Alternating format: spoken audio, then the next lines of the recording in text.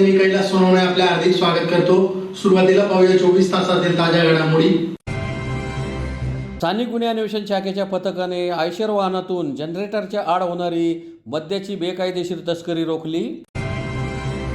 स्वामी विवेकानंद यांच्या जयंतीनिमित्त जोरा सिटी हायस्कूलच्या सभागृहात व्याख्यानाचे आयोजन। मनपातर्फे मालमत्ता कर थकबाकी वसुलीसाठी विशेष मोहीम सुरू। शिक्षणाधिकाऱ्यांच्या खुर्चीच्या जप्तीच्या आदेशास तात्पुरती स्थगिती। नकाने रोड परिसरात ज्येष्ठ नागरिकांसाठी मोकळी जागा उपलब्ध करून विरंगुळा केंद्र बांधण्याची मागणी। आणि शहरातील अवधान शिवारात साकारण्यात येणाऱ्या राका यांच्या गृहप्रकल्पाचे भूमिपूजन।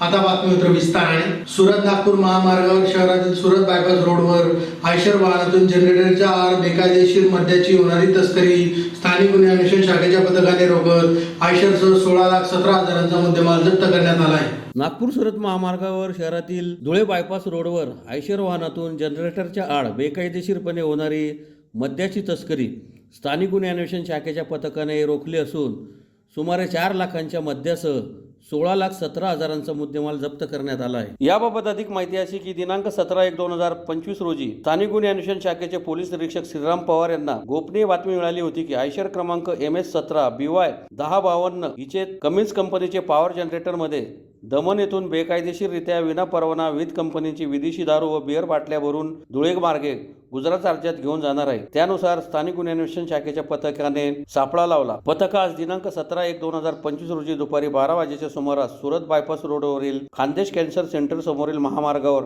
नाकाबंदी करून सदर बातमीप्रमाणे वाहनांची चेकिंग करत असताना आयशर क्रमांक MS17 BY 1052 हीच अडथळा निर्माण करून थांबवले। आयशर चालक विकास सिंग नगेंद्र सिंग चौहान वय 26 वर्षीय राहणार रूम नंबर 13 धर्मेश भाईकी चाल भीमपोर दमन याच्याकडे विचारपूस केली असता त्याने कमिन्स कंपनीचे पॉवर जनरेटर गुजरात राज्यात घेऊन जात असल्याचे सांगून दिशाभूल करणारी माहिती दिली। मात्र बारकाईने जनरेटरची तपासणी केली असता आतील पोकळ भागात विविध कंपनीची विदेशी दारू रम व बिअर बाटल्या मिळून आल्या। या कारवाईत 4,17,000 रुपये किमतीची विदेशी दारू रम व बिअर आणि 12 लाख रुपयांचा आयशर ट्रक असा सुमारे 16,17,600 रुपयांचा मुद्देमाल जप्त करण्यात आला। सदरची कारवाई पोलीस अधीक्षक श्रीकांत देवरे अप्पर पोलीस अधीक्षक किशोर काळे यांच्या मार्गदर्शनाखाली स्थानिक गुन्हे अन्वेषण शाखेचे पोलीस निरीक्षक श्रीराम पवार, संजय पाटील, पंकज खैरमोडे, पवन गवळी, आरिफ पठाण, शशिकांत देवरे, मुकेश वाघ, मयूर पाटील, सुशील शेंडे, राहुल गिरी, हर्षल चौधरी आदींनी केली। दिनांक 17 जानेवारी रोजी गोपनीय माहिती मिळाली होती।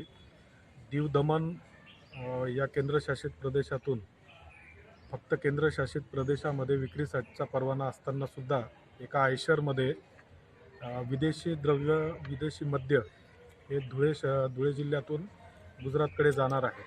त्याप्रमाणे पथक तयार करून गोपनीय माहितीतील वाहन साक्री रोड येथे थांबवून त्याची तपासणी केली असता सदर वाहनामध्ये एकूण 4,17,000चा विदेशी मद्य हे त्यामध्ये Old Monk, Royal Challenge, Royal Stag, Black Bacardi, Black Deluxe, Sterling Reserve, Old Monk, Budweiser Magnum अशा एकूण 4,17,000 व आयशर वाहन असे 16,17,000चा मुद्देमाल ताब्यात घेतलेला आहे।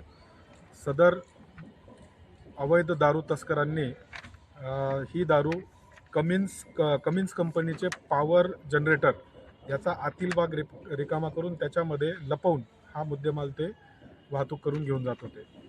यामध्ये विकास सिंग नागेंद्र सिंग चौहान या चालकास आम्ही ताब्यात घेतलेले आहे व पुढील तपास सुरू आहे।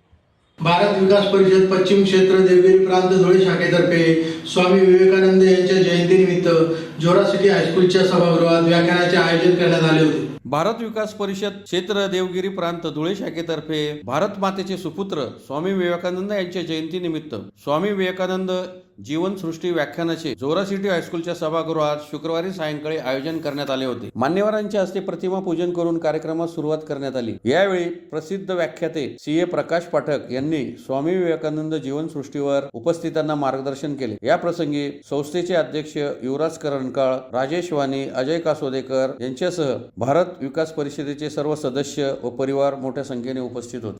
ते सर्वसाधारणपणे आपल्या सगळ्यांना कमी अधिक प्रमाणात माहीत असतं। परंतु एक भारतीय चिंतन आहे, ज्या चिंतनावर हल्ली मोठ्या प्रमाणात जग विचार करायला लागल्याचे पडसाद आपल्याला वाचायला मिळतात. आणि त्या दृष्टिकोनातून ज्या मंडळींनी फार मोठे योगदान दिलेलं आहे आणि अशा काळात योगदान दिलं आहे की ज्या काळात आपल्या देशाची किंमत जगाच्या पाठीवर एका गुलाम राष्ट्रापलीकडे काही नव्हते.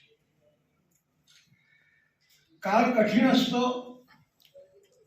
त्यावेळी एखाद्या गोष्टीला श्रद्धापूर्वक सांगणं आणि पटवून देणं हे सगळ्यात अवघड असतं. जगातली कोणतीही चांगली गोष्ट काही महत्वाच्या टप्प्यांमधून जाते. व्यक्तीलाही हे विधान लागू आहे, संस्थांनाही हे विधान लागू आहे, राष्ट्रालाही हे विधान लागू आहे. अतिशय ऊर्जितावस्थेत व्यक्ती असेल, संस्था असेल, त्यावेळी सर्वसाधारणपणे त्या व्यक्तीकडे दुर्लक्ष केलं जातं.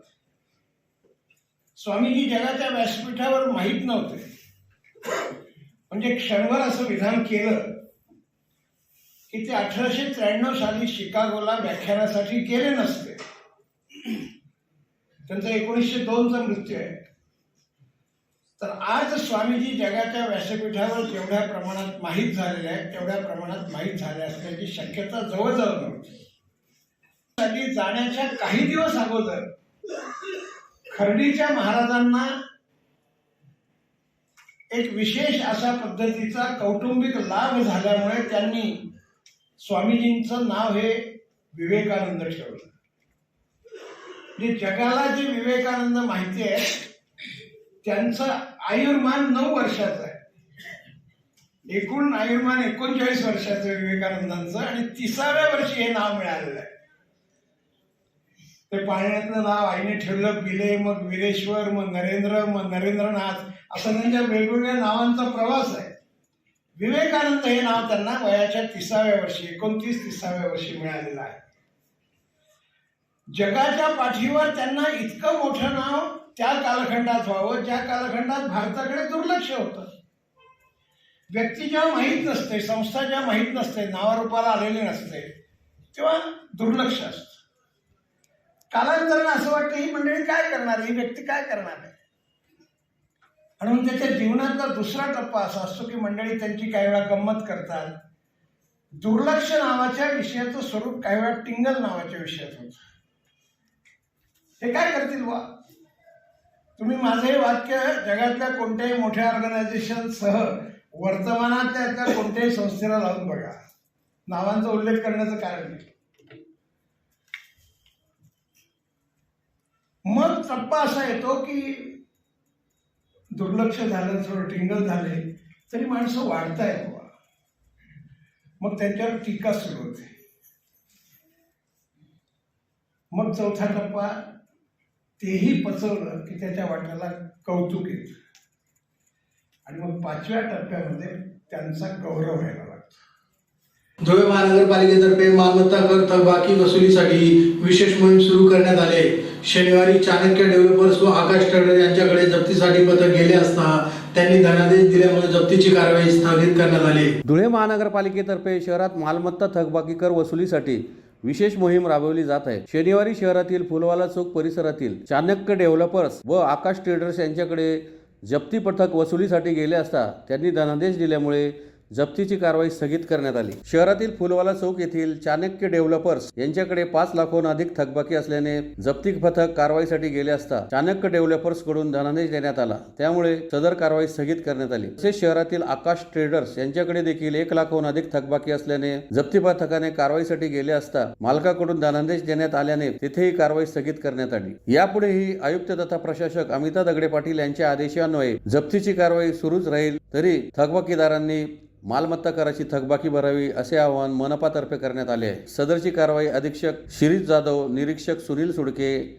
निरीक्षक किशोर बागुल, पंकज मोरे, सचिन पवार, अशोक मंगेडकर आदींनी केली. बऱ्याच मालमत्ता धारकांनी मोठ्या प्रमाणात थकबाकी असल्याने महाशय आयुक्त अमिता दगडे पाटील यांनी 13 जप्ती पथके तयार केली असून त्या अनुषंगाने आज दिनांक 17/1/2025 रोजी गल्ली नंबर 4 फुलवाला चौक येथील चाणक्य डेव्हलपर्स येथील यांच्याकडे 5 लाख 21,000 रुपये 995 रुपये थकबाकी असल्याने कारवाईसाठी आलो असता त्यांनी सदरचे धनादेश दिल्याने सदरची कारवाई स्थगित करण्यात आलेली आहे.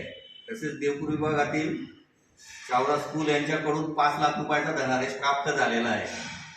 तरी धुळे शहरातील सर्व मालमत्ता धारकांना कळवण्यात येते की ज्यांच्याकडे मोठ्या प्रमाणात थकबाकी आहे त्यांनी त्वरित महानगरपालिका कार्यालयात येऊन मालमत्ता कर व पाणीपट्टी कर भरावा व जप्तीची कठोर कारवाई टाळावी ही विनंती. साक्री तालुक्यातील घोडदे येथील शिक्षिकेचा थकीत पगार न दिल्यामुळे शिक्षणाधिकारी यांची खुर्ची जप्तीचे आदेश न्यायालयाने दिले होते, परंतु सदर आदेशास तात्पुरती स्थगिती देण्यात आली आहे. साक्री तालुक्यातील गोडदे येथील शिक्षिकेस रुजू करून थकीत पगार न दिल्यामुळे शिक्षणाधिकारी धुळे यांच्या खुर्ची जप्तीचे आदेश न्यायालयाने दिले होते, परंतु पुन्हा न्यायालयीन आदेशाने यास तात्पुरती स्थगिती देण्यात आली आहे. याबाबत अधिक माहिती अशी की गोडदे येथील दी बहिरमदेव एज्युकेशन सोसायटी संचलित महात्मा ज्योतिबा फुले माध्यमिक व उच्च माध्यमिक विद्यालय घोडदे तालुका साक्री जिल्हा धुळे येथे कार्यरत असलेल्या शिक्षिका राजश्री दादाजी शिरवाडकर यांना संस्थेमार्फत बेकायदा सेवेतून कमी करण्यात आले होते. संस्थेच्या या निर्णयाविरुद्ध संबंधित शिक्षिकेने शाळा प्राधिकरण न्यायालय नाशिक येथे ॲडव्होकेट सुरेश दयाराम गांगुर्डे, ॲडव्होकेट प्रितेश सुरेश गांगुर्डे, शीतल प्रीतम गांगुर्डे तसेच ॲडव्होकेट चंद्रकांत कौतिक करणकाळ यांच्यामार्फत याचिका दाखल केली होती. सदर याचिकेचा निर्णय देताना संबंधित शिक्षिकेचा तिला कामावरून कमी करण्याच्या संस्थेचा निर्णय न्यायालयाने बेकायदेशीर ठरवला व तिला पुन्हा कामावर रुजू करून घेऊन रक्कम रुपये 27,49,270 संस्थेने संबंधित शिक्षिकेला अदा करावेत असा आदेश पारित केला होता. सदर आदेशाची वसुली दरखास्त साक्री येथील ॲडव्होकेट निलेश एकनाथ चौधरी यांच्यामार्फत दिवाणी न्यायालय वरिष्ठ सर धुळे येथे दाखल करण्यात आली होती. सदर आदेशाची अंमलबजावणी शिक्षणाधिकारी यांच्यामार्फत होणे गरजेचे होते, परंतु त्यांनी त्यांच्या कर्तव्यात कसूर केल्यामुळे धुळे न्यायालयाने त्यांच्याविरुद्ध खुर्ची जप्तीचे जंगम वॉरंट जारी केले. संबंधित आदेशाची अंमलबजावणी पोलीस फौजफाट्यासह पोलीस कॉन्स्टेबल योगेश वानखेडे, महिला पोलीस कॉन्स्टेबल मोनाली पाटील व धुळे न्यायालयाचे बेलीप उत्तम कोरे यांच्या मदतीने करण्याकरता गेले असता संबंधित शिक्षणाधिकारी कार्यालयीन वेळेत कोणीही हजर नव्हते व त्यानंतर शिक्षणाधिकारी यांनी शुक्रवारी रोजी वसुली दरखास्त प्रकरण बोर्डावर घेऊन दिवाणी न्यायालयात याचना करून मार्च 2025 अखेर संबंधित शिक्षिका राजश्री शिरवाडकर या पीडित शिक्षिकेचे थकीत वेतन देण्याचे लेखी आश्वासन छप्तेवर सादर केल्याने न्यायालयाने खुर्ची जप्तीचा आदेश तूर्त स्थगित केला असल्यामुळे खुर्ची जप्तीची कारवाई न्यायालयीन यंत्रणेला करणे शक्य झाले नाही.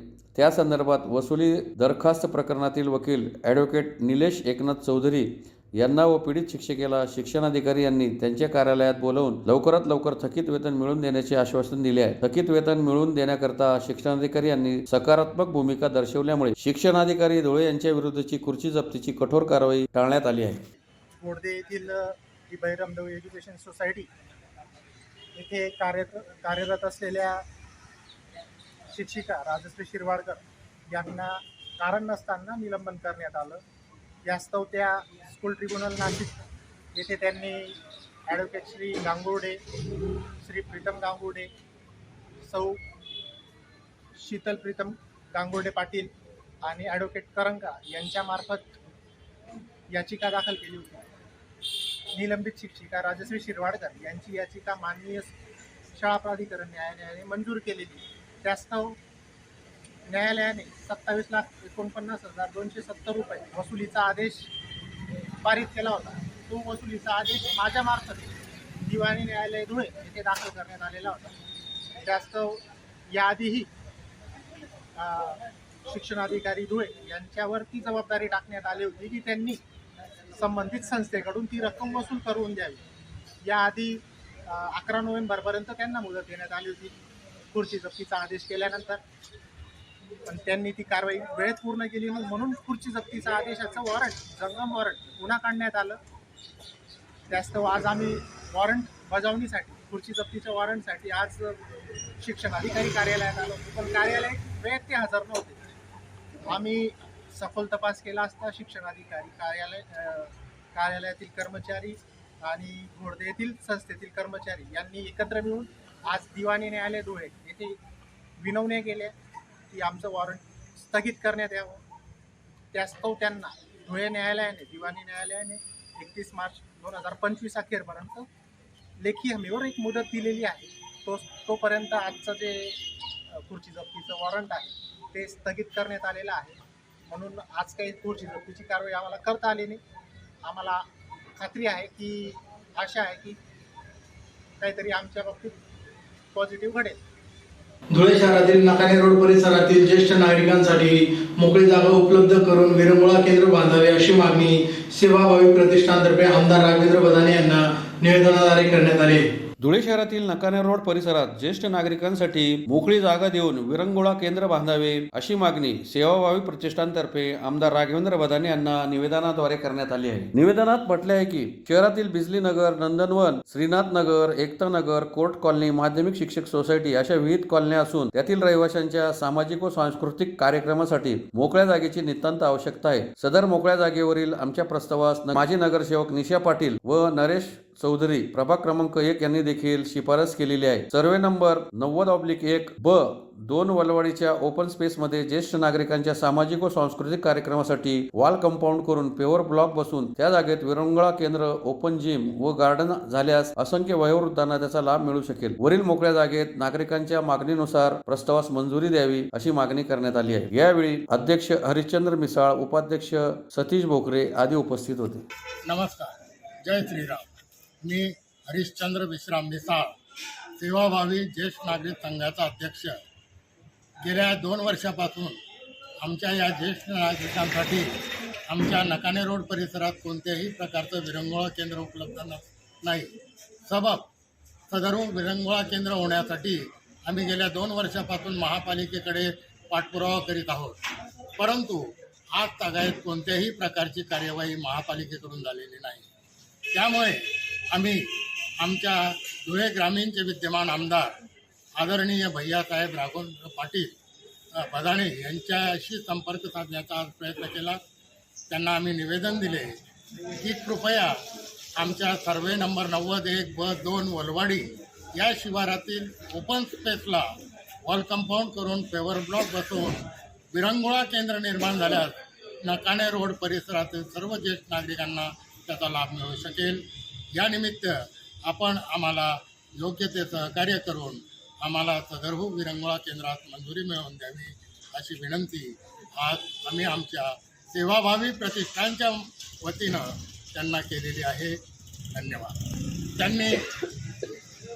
आम्ही केलेल्या विनंतीला त्यांनी योग्य तो सकारात्मक प्रतिसाद दिलेला असून लवकरच आम्हाला ते विरंगुळा केंद्र आणि ज्येष्ठ नागरिकांसाठी ओपन जिम वगैरेची व्यवस्था करून देतील असं त्यांनी आम्हाला आश्वासन दिलेलं आहे. धुळे शहरातील आदन शहरात साकारण्यात येणाऱ्या राखा यांच्या गृह प्रकल्पाचे भूमिपूजन आमदार अनुप अग्रवाल यांच्या हस्ते संपन्न झाले. धुळे शहरातील अवधान शिवारात निसर्गरम्य परिसरात साकारण्यात येणाऱ्या 95 घरांचा व 11 दुकानांच्या गृह प्रकल्पाचा भूमिपूजनाचा सोहळा आमदार अनुप अग्रवाल यांच्या हस्ते व आनंदवन संस्थानचे मठाधिपती परमपूज्य मुकुंद महाराज यांच्या प्रमुख उपस्थितीत शनिवारी संपन्न झाला. त्यानिमित्त महाप्रसादाच्या कार्यक्रमाचे आयोजन करण्यात आले होते. या प्रकल्पात 2 BHK, 1 BHK, 1 RK असे एकूण 95 रो हाऊस बांधण्यात येणार आहे. तसेच अंडरग्राऊंड ड्रेनेज सिस्टीम, बगीचा व महादेव मंदिर, विविध खेळांचे साहित्य आदी सुविधा या प्रकल्पात देण्यात येणार आहेत. तसेच येथे बुकिंग करणाऱ्या पात्रता प्राप्त ग्राहकांना पंतप्रधान आवास योजनेअंतर्गत रुपये 1,80,000 पर्यंतची सूट देखील मिळणार आहे. शहरात वाढत्या औद्योगिक वसाहतीमुळे या भागातील कामगार वर्गाला त्यांच्या कामाच्या ठिकाणाजवळ तसेच आजूबाजूच्या गावातील गरजूंना परवडणाऱ्या दरात घर उपलब्ध करून देण्यासाठी राका अग्रवाल बिल्डर्स तत्पर आहे. सदर प्रकल्प रेरा अंतर्गत नोंदणी करण्यात आलेला आहे. मंगलमय दिवशी मुकुंदजी महाराज यांच्या हातून महादेव मंदिराचे भूमिपूजन संपन्न झाले आणि पूर्ण प्रकल्पाचं जे भूमिपूजन आहे ते आपले लाडके आमदार अनुप भैया यांच्या हस्ते झाले. आता हा जो परिसर आहे अवधान परिसर, ते माझी अशी इच्छा आहे की सर्वात लहानातला लहान घटक असतो जो खालच्या याच्यातला म्हणजे ज्याचा आर्थिक परिस्थिती कमी आहे त्यालाही घर मिळायला पाहिजे. आणि आपले पंतप्रधान श्री नरेंद्रभाई मोदी यांची पण अशी इच्छा आहे की सर्वांना घरे मिळायला पाहिजे भारतात. त्या अनुषंगाने आमची इथली जी प्राईस आहे 7.5 लाखापासून 1 RK, 9.5 लाखापासून 1 BHK आणि 13.5 लाखापासून 2 BHK, जे की एकदम अत्यल्प दरात आहे. आणि याच्यात जो हाऊसिंग लोन करेल त्याला 1,80,000 पर्यंत ती पंतप्रधान आवास योजनेची सूट मिळू शकते. ते त्यांच्या पेपर्सवर अवलंबून आहे. तरी सर्वांना आव्हान आहे की जास्तीत जास्तपर्यंत ही माहिती ज्यांना गरजूवंत आहे त्यांच्यापर्यंत पोहोचवा ही विनंती.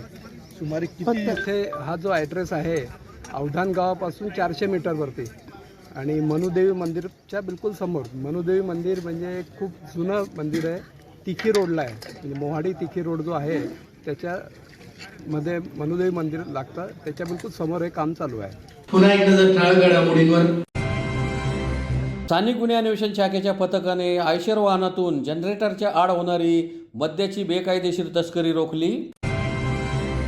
स्वामी विवेकानंद यांच्या जयंतीनिमित्त जोरा सिटी हायस्कूलच्या सभागृहात व्याख्यानाचे आयोजन. मनपातर्फे मालमत्ता कर थकबाकी वसुलीसाठी विशेष मोहीम सुरू. शिक्षणाधिकाऱ्यांच्या खुर्चीच्या जप्तीच्या आदेशास तात्पुरती स्थगिती. नकाने रोड परिसरात ज्येष्ठ नागरिकांसाठी मोकळी जागा उपलब्ध करून विरंगुळा केंद्र बांधण्याची मागणी. आणि शहरातील अवधान शिवारात साकारण्यात येणाऱ्या राका यांच्या गृहप्रकल्पाचे भूमिपूजन. याचबरोबर श्रीराम टाइम न्यूजचे बातमीपत्र संपले. दिवसभरातील ताज्या घडामोडींसाठी पाहत राहा श्रीराम टाइम न्यूज. भेटूया पुढील प्रसारणात. तोपर्यंत नमस्कार.